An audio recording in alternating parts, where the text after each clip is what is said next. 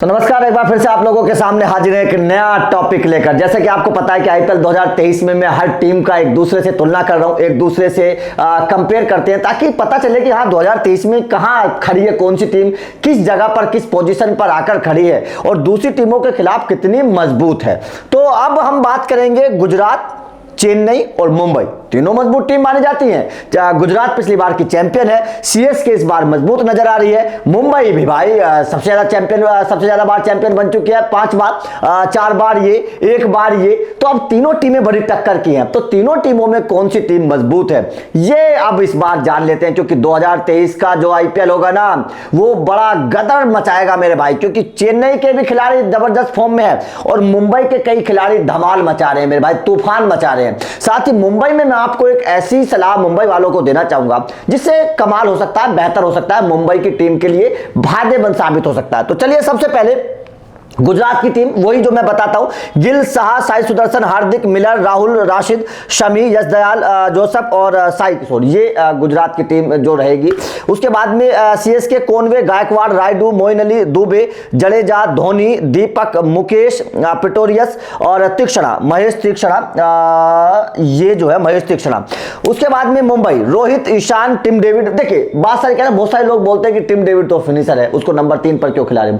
तो भाई देखिए ये टेस्ट मैच नहीं है जो आपके पास बहुत सारे ओवर्स है, बहुत वक्त है आपके पास। ये टी20 है, वक्त निकलता चला जाता है। तो जो खिलाड़ी आपका फॉर्म है, क्योंकि टी10 में टिम डेविड बढ़िया कर रहे हैं, तो जो खिलाड़ी आपका बढ़िया कर रहा है, इन फॉर्म है, उसको नंबर 3 पर खिलाने में क्या नुकसान है मेरे भाई? मुझे समझ में बात नहीं आता है कि बहुत सारे लोग बोलते हैं कि भाई टिम डेविड तो फिनिशर है, तो क्या ये ठप्पा लग गया कि टिम डेविड फिनिशर है तो नंबर 6 पर ही खेलेगा? नहीं भाई, जो खिलाड़ी आपका बढ़िया उसको नंबर 3 पर भी खिला सकते हैं आप, उसमें क्या प्रॉब्लम है? उसके बाद में सूर्य कुमार यादव, इसका यहां पर नंबर 4 पर ब्रेविस, तिलक वर्मा, उसके बाद में ऋतिक शौकीन, बुमराह, अर्जुन तेंदुलकर। देखिए मैं आपकी बात चाहता हूं कि मुंबई की टीम अर्जुन तेंदुलकर को शामिल करे, क्योंकि डोमेस्टिक क्रिकेट अर्जुन तेंदुलकर का बहुत बढ़िया गया है मेरे भाई। इसीलिए मैं चाहता हूं कि मुंबई की टीम अर्जुन तेंदुलकर को इस बार शामिल करे। आप में से बहुत सारे लोग मेरे से इत्तेफाक रखेंगे, मेरी बात से सहमत होंगे कि हाँ अर्जुन तेंदुलकर को इस बार खिलाना चाहिए। बेशक कुछ मैच खिलाइए लीग के, लेकिन अर्जुन तेंदुलकर को खिलाओ।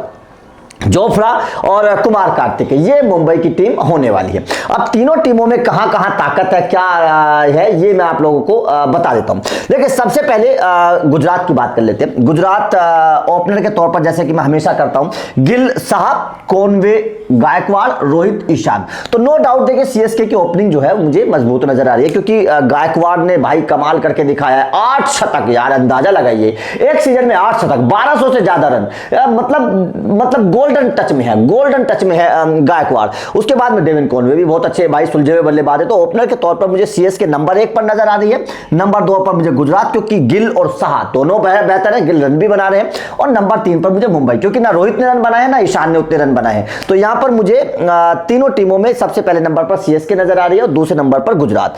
अब बात करते हैं नंबर 3 की। नंबर 3 पर देखिए साई सुदर्शन, यहां रायडू है, यहां टिम डेविड है। देखिए अब मैं बात बता देता हूं, रायडू मुझे सबसे पीछे नजर आ रही है, नंबर 3 मैंने पहले लिखा हुआ है। अब यहां पर देखिए बात अगर टी20 के लिहाज से करें तो टिम डेविड मुझे बहुत खतरनाक नजर आ रहे हैं, इस वक्त गोल्डन टच में है, बहुत बेहतर फॉर्म में है। और साई सुदर्शन ने डोमेस्टिक क्रिकेट में बड़े रन बनाए भाई, कई शतक लगाए, 3-4 शतक लगाए साई सुदर्शन ने भी इस बार डोमेस्टिक में। तो भाई कमाल की बल्लेबाजी साई सुदर्शन भी कर रहे हैं। और सबसे बड़ी बात, साई सुदर्शन के साथ मुझे एक प्लस पॉइंट नजर आता है। साई सुदर्शन को मैं क्यों नंबर 3 पर रख रहा हूं, उसके पीछे की वजह है, मैं गुजरात की भाई हार्दिक पांड्या से हाथ जोड़कर विनती कर रहा हूं भाई नंबर 3 पर इस लड़के को खिलाना।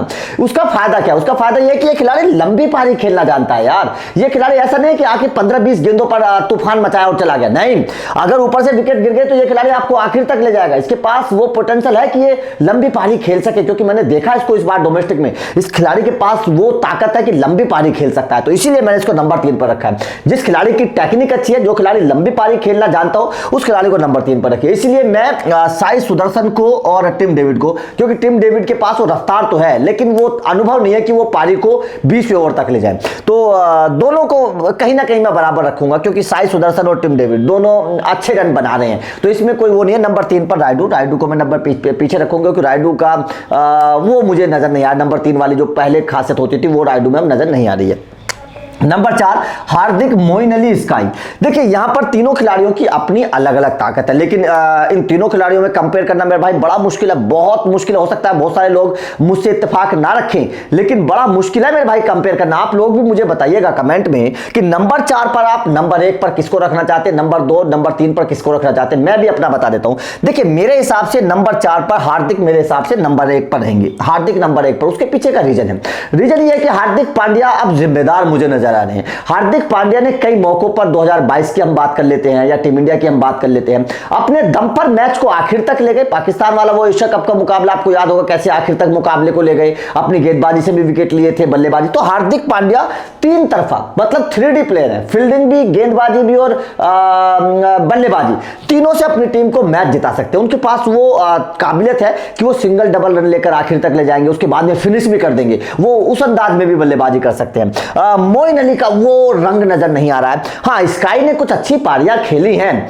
लेकिन स्काई क्या मैच को फिनिश कर पाएंगे, ये बहुत बड़ा सवाल है। क्या मैच को विनर साबित हो पाएंगे, क्योंकि वनडे में उस तरीके की परफॉर्मेंस स्काई की नहीं रही है। तो यहां पर बहुत बड़ी बात है कि आप आखिर तक कितना मुकाबले को ले जाते हो। वो हार्दिक पांड्या के पास काबिलियत है, आप लोग भी मेरी बात से सहमत होंगे। हार्दिक पांड्या के पास वो काबिलियत है कि वो सिंगल डबल रन लेकर आखिर तक ले जाते हैं और फिर बाद में फिनिश करके मैच को जिता देते हैं। धोनी वाली काबिलियत हार्दिक पांड्या के अंदर है। तो इसलिए नंबर 1 पर मैं हार्दिक को रखूंगा, नंबर 2 पर स्काई को रखूंगा और नंबर 3 पर मोइन अली।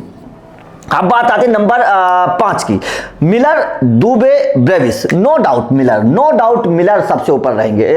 ब्रेविस जरूर उभरते हुए सितारे हैं, लेकिन उतना नहीं है। दुबे तो मुझे बहुत पीछे नजर आ रहे हैं। तो यहां पर मिलर को मैं नंबर 1 पर रखूंगा, नंबर 2 पर ब्रेविस को रखूंगा और नंबर 3 पर दुबे। अब आती है नंबर 6 की बात, राहुल तेवतिया, जडेजा, तिलक वर्मा। देखिए नाम बड़े दर्शन छोटे, वो रविंद्र जडेजा के हैं, क्योंकि उस तरीके का खेल अब नहीं हो रहा है। रविंद्र जडेजा का खेल उस तरीके का नजर नहीं आ रहा है। राहुल तेवतिया ने करके दिखाया है। डोमेस्टिक सीजन में भी राहुल तेवतिया ने रन बनाया, बहुत अच्छा प्रदर्शन राहुल तेवतिया का डोमेस्टिक में भी रहा है। तो राहुल तेवतिया को मैं नंबर 1 पर रखूंगा, तिलक वर्मा को मैं नंबर 2 पर रखूंगा, क्योंकि तिलक वर्मा ने इस बार घरेलू सीजन में भाई रन भी बनाए हैं और बहुत सारा काम किया, बहुत बेहतर प्रदर्शन रहा है तिलक वर्मा का, बल्ले से और दो गेंद से। जडेजा थोड़ा सा मुझे निराश, क्योंकि साबित करना है, फिटनेस का इशू बहुत रहा है, फॉर्म का इशू बहुत रहा है। तो मेरे हिसाब से जडेजा नंबर 3 पर यहां रहेंगे। बेशक देखिए बहुत सारे लोग मुझसे इत्तेफाक नहीं रखेंगे, लेकिन देखिए अगर आप फॉर्म फिटनेस के आधार पर किसी खिलाड़ी को रैंक देते हैं तो वास्तव में जडेजा नंबर 3 पर ही रहेंगे, राहुल तेवतिया नंबर 1, क्योंकि फॉर्म और फिटनेस दोनों उनके साथ है, उन्होंने करके दिखाया है। ऐसा नहीं है कि मैं हवा में बात कर रहा हूं, उन्होंने आईपीएल 2022 में करके दिखाया अपने दम पर, लगातार 2 छक्के। अगर कोई खिलाड़ी आखिरी 2 गेंदों पर लगा सकता है तो भैया उससे बड़ा मैच विनर मैं नहीं समझता कोई है। उसके बाद में नंबर 7 राशिद, धोनी, शौकीन। देखिए धोनी का मैं कंपेयर नहीं करूंगा, क्योंकि धोनी लीजेंड है, धोनी का कंपेयर किसी से नहीं करना चाहिए, लेकिन राशिद और शौकीन दोनों में नो डाउट राशिद को आप नंबर 1 पर रखेंगे, बल्लेबाजी और गेंदबाजी दोनों की तरह से। शौकीन हाँ नो डाउट एक उभरते सितारे हैं, बहुत अच्छी गेंदबाजी उन्होंने की है, बल्लेबाजी उन्होंने बहुत अच्छी की है। जाहिर तौर पर एक नए टीम इंडिया के उभरते हुए सितारे हैं और मैं चाहता हूं कि ये खिलाड़ी टीम इंडिया में आना चाहिए, जो काबिलियत इसके पास है। लेकिन राशिद खान बहुत बड़ा स्टेटस है, बहुत बड़ा स्टेटस है, इसलिए नंबर 7 पर मेरी टीम में राशिद खान रहेंगे। अब नंबर 8 की बात आती है, शमी, दीपक और बुमराह। बहुत टफ कंपटीशन है, बहुत टफ कंपटीशन है। तीनों बड़े गेंदबाज हैं, तीनों भारतीय गेंदबाज हैं, तीनों विकेट टेकर गेंदबाज हैं, लेकिन बात वहीं आ जाती है फॉर्म और फिटनेस। अगर इन दोनों पर आप नजर डालेंगे, फॉर्म और फिटनेस पर नजर डालेंगे, तो मेरे हिसाब से और शमी यहां पर मुझे ऐसा लगता है कि सबसे बेहतर आपको नजर आएंगे, क्योंकि रन बनाए हैं, काम बेहतर किया है, जबकि दीपक ने उस तरीके का काम नहीं किया है। फॉर्म के साथ जूझते रहे हैं, फिटनेस के साथ बहुत जूझते रहे हैं। बुमराह के साथ भी वही सब कुछ रहा है। आईपीएल में वापसी करेंगे, किस तरीके की वापसी कर पाएंगे, ये बहुत बड़ा सवाल रहेगा। तो यहां पर आप मोहम्मद शमी को ऊपर रखेंगे नंबर 1 पर। नंबर 2 पर मैं फिर भी दीपक चाहर को रखूंगा और बुमराह। देखिए नाम बड़ा है, लेकिन भाई उस तरीके का विकेट नहीं मिल पा रहे बुमराह को भी, तो सवाल मेरे भाई बहुत बड़े हैं।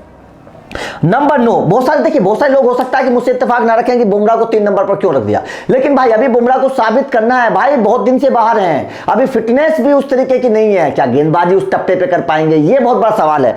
जबकि दीपक चाहर फिट होकर आ रहे हैं और अच्छी शुरुआत के ओवर्स में विकेट लेना जानते हैं, शमी ने तो किया हुआ है, तो इसलिए मैं नंबर 3 पर रख रहा हूं, क्योंकि मैं फॉर्म और फिटनेस के मैं नाम पर नहीं जाता हूं, मैं काम पर जाता हूं। उसके बाद में देखिए ये नंबर 9 यश दयाल, मुकेश चौधरी, अर्जुन तेंदुलकर, तीनों नौजवान नौजवान हैं, तीनों भारतीय हैं, तीनों को अपना नाम अभी बनाना है आईपीएल में। तो यहां पर देखिए अर्जुन तेंदुलकर का नाम मैंने इसलिए रख दिया क्योंकि डोमेस्टिक में बहुत अच्छा किया है और आईपीएल 2023 में मुझे ऐसा लगता है कि अर्जुन को कुछ मैचेस में मौका देकर देखना चाहिए कि ये गेंदबाज अब बड़े लेवल पर कैसा करता है, इंटरनेशनल प्लेयर्स के सामने कैसा करता है। 3-4-5 मैच खिलाइए यार इसको, मेरे हिसाब से अच्छा कर सकता है। लेकिन मैं तुलना जो करूंगा मेरे हिसाब से यश दयाल ने बहुत अच्छा किया है, मुकेश चौधरी ने भी अच्छा किया, दोनों को मैं टाई करूंगा, दोनों ने अच्छा किया है, मैं दोनों में से किसी को भी कम नहीं आंकूंगा। दोनों ने बहुत अच्छा 2022 में किया, यश ने भी और मुकेश ने भी, दोनों ने बहुत अच्छा किया।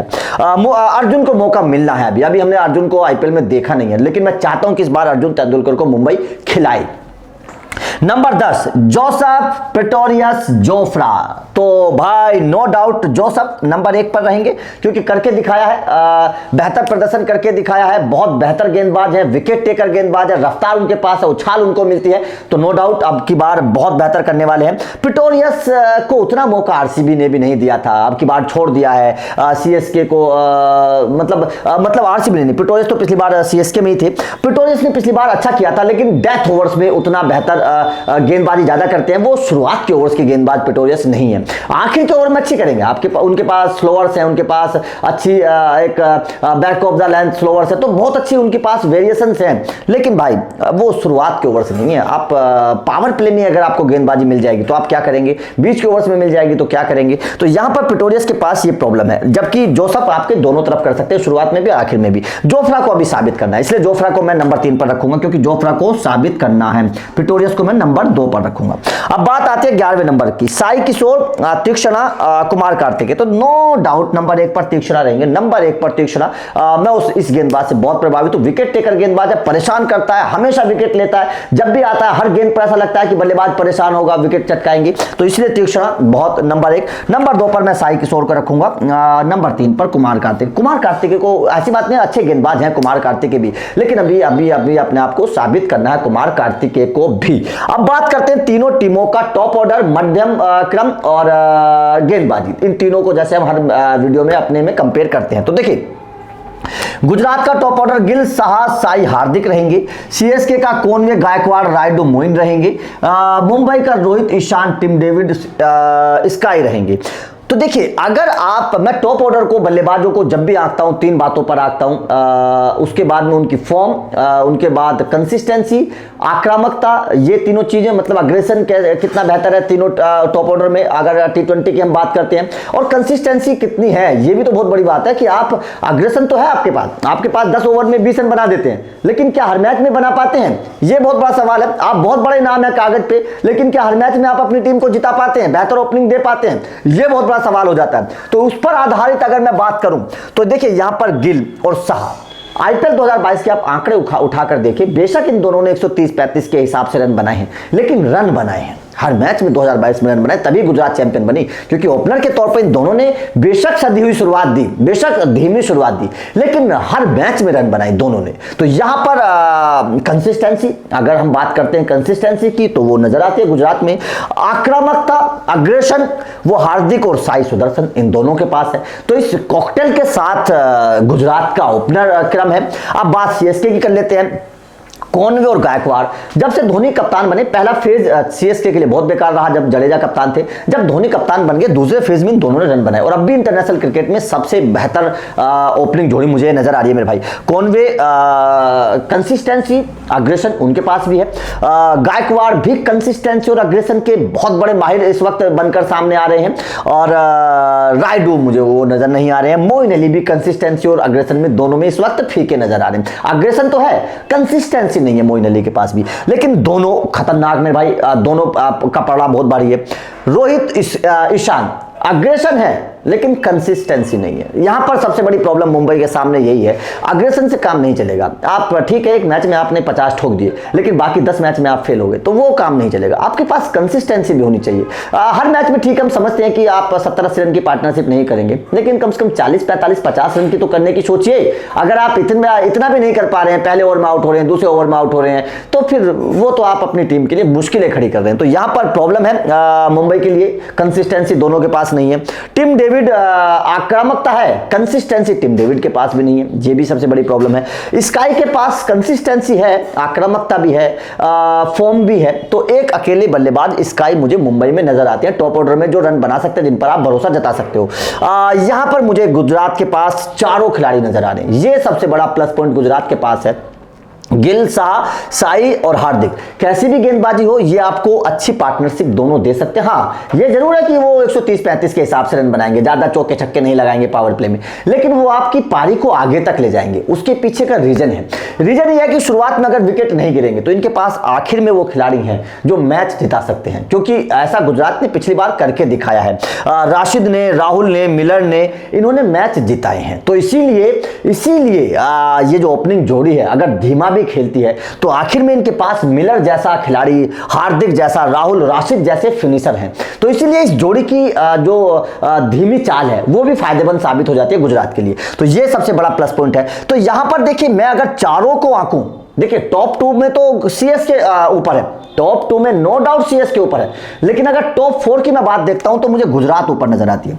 टॉप 4 में गुजरात की टीम मुझे ऊपर नजर आती है, और उसके बाद में सीएस के दूसरे नंबर पर और तीसरे नंबर पर मुझे मुंबई नजर आती है। टॉप 4 का अगर मैं आकलन करूं इन तीनों टीमों में, उसके बाद में मध्यम क्रम आ जाते हैं मिलर, राहुल, राशिद, 3 मिलर, राहुल, राशिद।